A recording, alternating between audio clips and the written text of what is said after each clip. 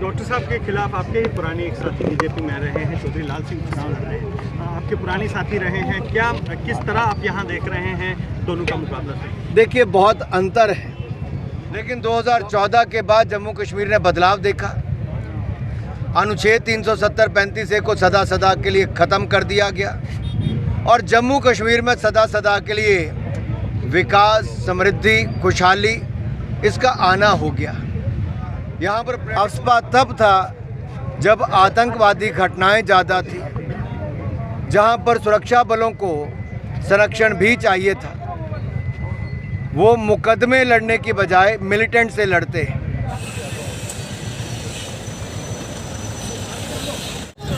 जय श्री राम, जय श्री राम।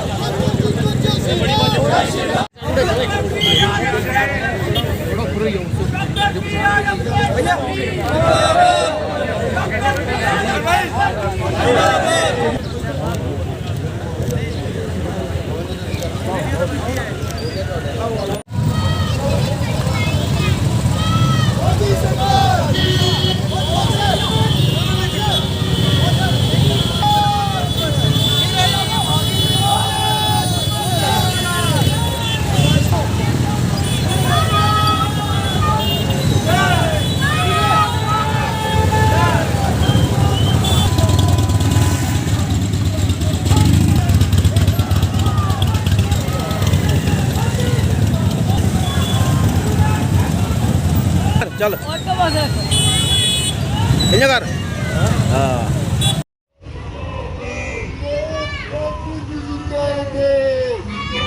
इससे आगे कोई नहीं निकलेगा। थोड़ी आगे करो भाई, चलिए आगे करो, पैसा बाबू अपना आगे करो, आगे करो।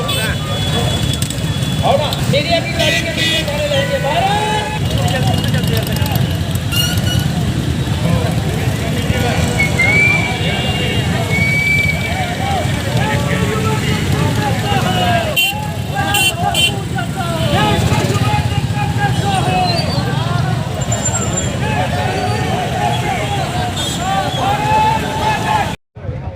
अपने मंत्रिमंडल में दिया है अहम भूमिका, अहम मंत्री पद, और साथ ही साथ जो जम्मू कश्मीर के विकास के लिए मोदी सरकार ने योजनाएं दी हैं, आज दिख रहा है कि जम्मू कश्मीर कैसे विकास कर रहा है।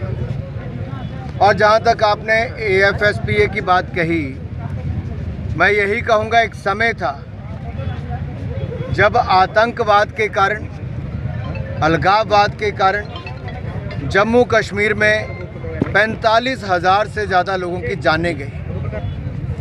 उसके लिए आतंकवाद भी, अलगाववाद, ये दोनों, और धारा 370-35 से कई कारण रहे कि आज़ादी के बाद कांग्रेस ने एक और से जो स्वर्ग कहा जाता था जम्मू कश्मीर, उसको आतंकवादियों का गढ़ बना दिया था, पथरावबाजों की धरती बना दी थी और कहीं ना कहीं जम्मू कश्मीर के विकास पर रोक लगा दी थी और हत्याएं दिन प्रतिदिन बढ़ती थी। लेकिन 2014 के बाद जम्मू कश्मीर ने बदलाव देखा। अनुच्छेद 370-35A को सदा सदा के लिए ख़त्म कर दिया गया और जम्मू कश्मीर में सदा सदा के लिए विकास, समृद्धि, खुशहाली इसका आना हो गया। यहाँ पर पर्यटकों की संख्या 2 करोड़ पार कर गई, जो अपने आप में रिकॉर्ड है। यहाँ पर निवेश रिकॉर्ड आ रहा है। यहाँ पर टूरिस्ट की संख्या के कारण रोजगार स्वरोजगार के अवसर मिल रहे हैं। जहाँ शॉल बिकती है, कारपेट बिकता है, वॉलनट का फर्नीचर बिकता है, वहीं पर यहाँ के फूलों से लेके अन्य प्रोडक्ट की बिक्री, यानी कि रोजगार स्वरोजगार के अनेक अवसर मिले हैं। आपने जो कहा कि अफस्पा क्यों हटाया जाए, मैं कहूँगा अफस्पा तब था जब आतंकवादी घटनाएं ज़्यादा थी, जहाँ पर सुरक्षा बलों को संरक्षण भी चाहिए था। वो मुकदमे लड़ने की बजाय मिलिटेंट से लड़ते हैं, इसलिए अफस्पा था। अगर मिलिटेंट्स को ही ख़त्म कर दिया जाए, मिलिटेंसी को ख़त्म कर दिया जाए, तो अफस्पा को भी ख़त्म किया जा सकता है, वो किया जा सकता है।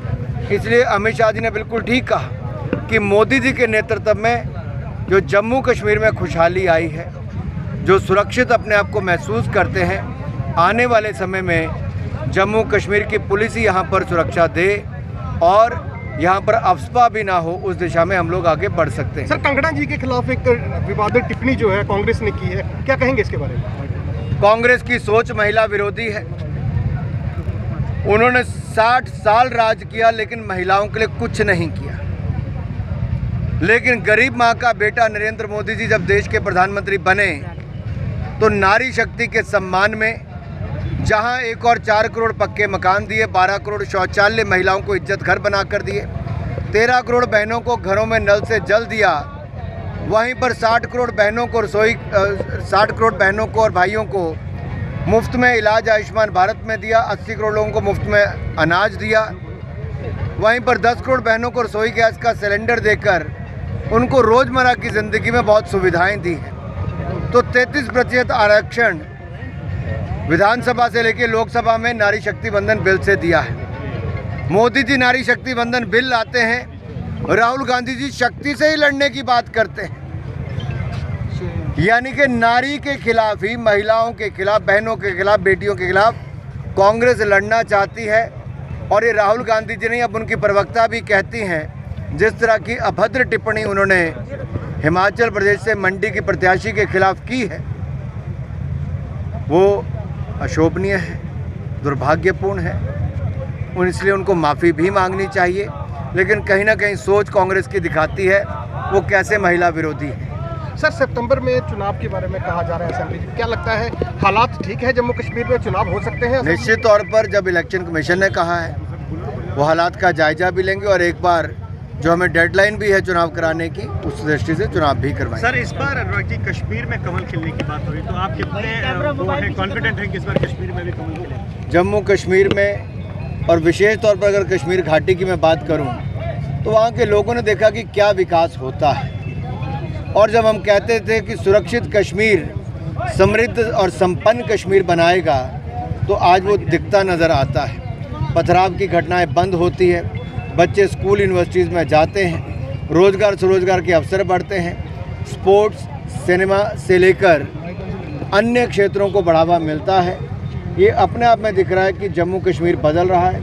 विशेष तौर पर कश्मीर में जब लोग विकास देखते हैं, बढ़ते हुए आय के साधन देखते हैं, बढ़ते हुए टूरिस्ट देखते हैं, तो उनको पता चला कि कांग्रेस ने 70 साल उनसे क्या छीना है और मोदी ने 10 साल में कैसे जीवन को बदला है, कैसे खुशहाली लाई। अनुराग जी, महबूबा मुफ्ती ने ये कहा है कि सेपरेटिस्ट हैं, उनकी फैमिलीज को हरास किया जा रहा है, प्रोपेगेंडा बनाया जा रहा है। जो 3 परिवार अपने परिवार की राजनीति करने के लिए जम्मू कश्मीर के लोगों का दोहन करते रहे, यहाँ की बड़ी बड़ी ज़मीनों पर कब्जा करते रहे, वर्षों सत्ता में रहकर जम्मू कश्मीर में भ्रष्टाचार करते रहे, बैंकों से सैकड़ों करोड़ लूट कर ले गए, आज उनको जब लगता है कि लोग अलगाववाद को छोड़कर राष्ट्रवाद के रास्ते पर आ रहे हैं, आतंकवादियों से दूर रहकर भारत को सुरक्षित बनाने के लिए डेमोक्रेसी का हिस्सा बनना चाहते हैं, तो पीड़ा तो ऐसे लोगों को, ऐसे परिवार वालों को होगी ही, क्योंकि परिवारवाद पर प्रहार हो रहा है और लोकतंत्र को लोग मानने के लिए और आगे आ रहे हैं।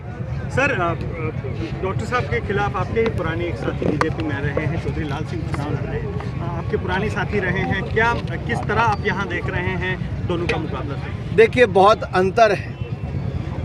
डॉक्टर जितेंद्र सिंह एक ऐसे शख्सियत हैं जिन्होंने ईमानदारी के साथ अपना जीवन जिया और हमारे यहाँ के लोकप्रिय सांसद 1 नहीं 2 बार रहे और पहले दिन से मोदी सरकार में बहुत महत्वपूर्ण मंत्रालय उनको दिए गए।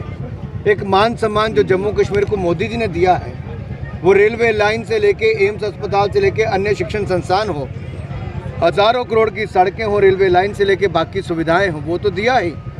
लेकिन पीएमओ में मंत्री पद डॉक्टर जितेंद्र सिंह जी को देना जम्मू कश्मीर को बहुत मान सम्मान की बात है। और मैं ये कहूँगा, लड़ाई किससे है? जिसके ऊपर भ्रष्टाचार के मुकदमे हैं, जो जेल से बेल पर हैं, जिन्होंने कभी एक कभी दूसरे राजनीतिक दल में गए हों। मैं यही कहूँगा, जनता जानती है आएगा तो मोदी ही, और जब मोदी आएंगे तो जितेंद्र सिंह भी आएंगे।